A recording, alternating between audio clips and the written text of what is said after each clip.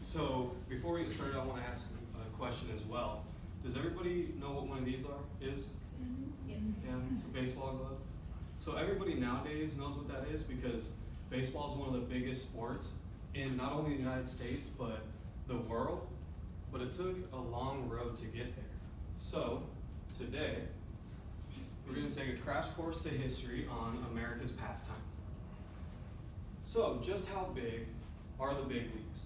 Well, according to Statista, an online data pulling website, 15.5 million players play baseball in the United States alone. But on the international stage, it's still very popular. There are international tournaments such as the World Baseball Classic, where 16 teams from 5 different continents competed in the last World Baseball Classic. And in 2020, baseball is going to be making a comeback to the Olympic Games in Tokyo. So we see that even internationally, baseball is a massive sport, but it wasn't always that way. So back in the 1800s, in 1857, they finally started to formalize baseball. So the National Association of Baseball Players began, and they got together a bunch of baseball players and they decided on a set of rules on how they wanted to play it. But nobody was getting paid yet, and it was still somewhat informal. And unfortunately, due to that, there became a lot of gambling issues. There was a lot of corruption issues. Some teams were paying players, some teams weren't. So the competitiveness became very unbalanced. The league wasn't too much fun to watch. Anyway, within a few years, the Cincinnati Red Stockings were founded in 1869, and this was the first team to fully pay all of its players legally. It was the first team that we can say are professionals. And soon after this, the National Association of Baseball Players crumbled. It didn't hold up. So in the ashes, the National League of Baseball Players was founded in 1876. And at this time, there were so many different baseball leagues, nobody quite knew like what was a major league, what was a minor league. They were all just kind of thrown in there. So the Western League, who was the biggest competitor of the National League, renamed itself American League. And those two leagues, the National and American, got together, decided that they would be the major leagues and all other leagues would be minor. So in 1903, according to MLB.com, the National League and American League combined, forming the Major League Baseball as we know it today. So in 1903 as well, the first World Series was held. It was held in October 1903 between the Boston Americans and the Pittsburgh Pirates. So all the guys there in the front row, those are the Boston Americans, and all the guys in the back row are the Pittsburgh Pirates.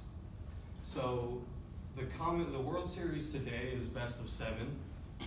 Back then it was best of 8, and the Americans won 5-3.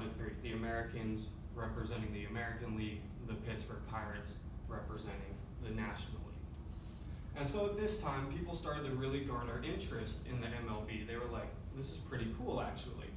So fandom started going up, players starting to get paid more. Slowly but surely, America started becoming at least a national entity.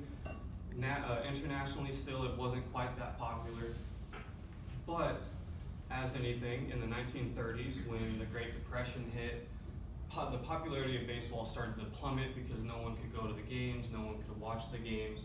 So the MLB was starting to try and figure out ways that it could get fans to go see the sport.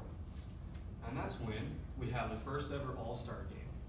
So at the time, in 1933, they thought this would be just a one-time deal. However, it was so popular with fans that they decided to have it yearly, and we still have it to this day. And so it was designed to rejuvenate interest in the sport. They wanted to fill the seats. They wanted people to watch the sport of baseball because it's something that they love so much. And one of the headliners, besides Lou Gehrig and a few others, would be Babe Ruth.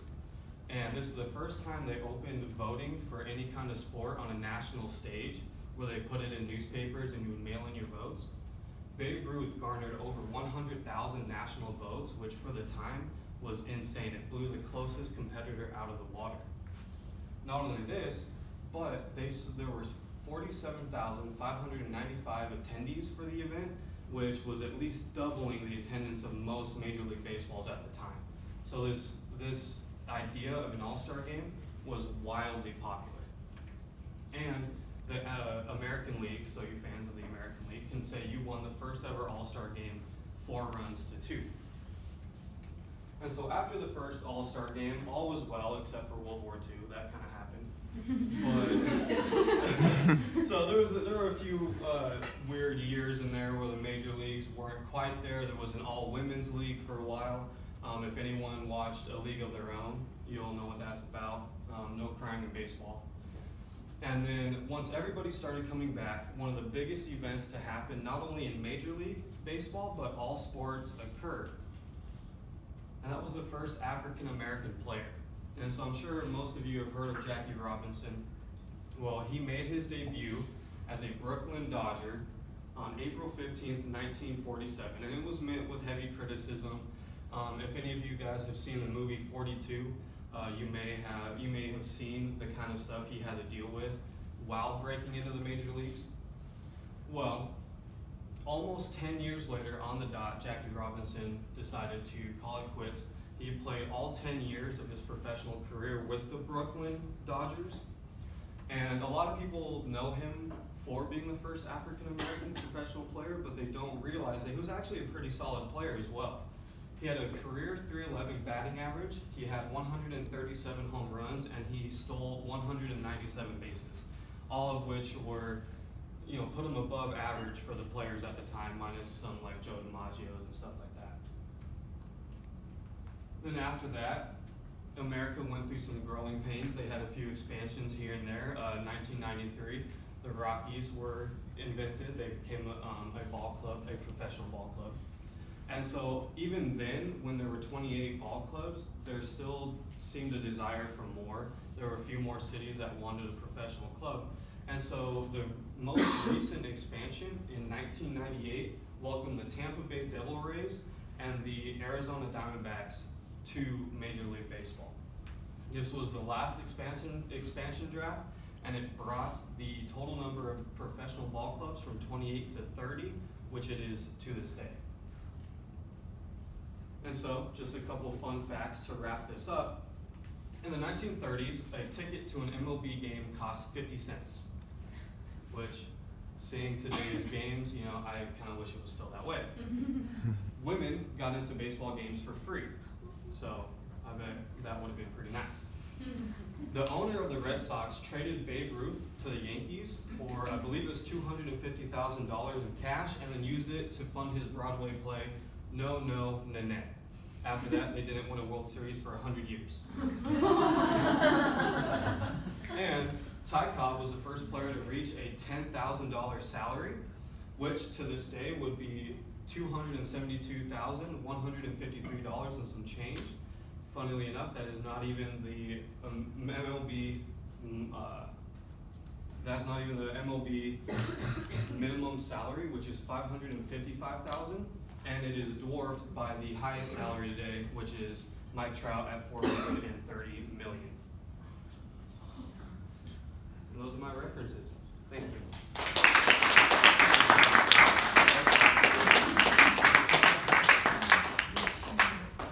Are there any questions?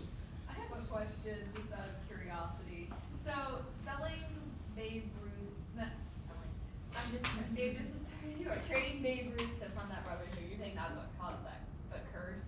Well, I don't know if that's what caused it, but it's fun to say, point at it and say that's what did it. Because after that too, the Yankees sold, or the Red Sox owner sold basically all their best players. And so from that point on, they just couldn't win. And so they like to say that's the cause of the curse of the Bambino.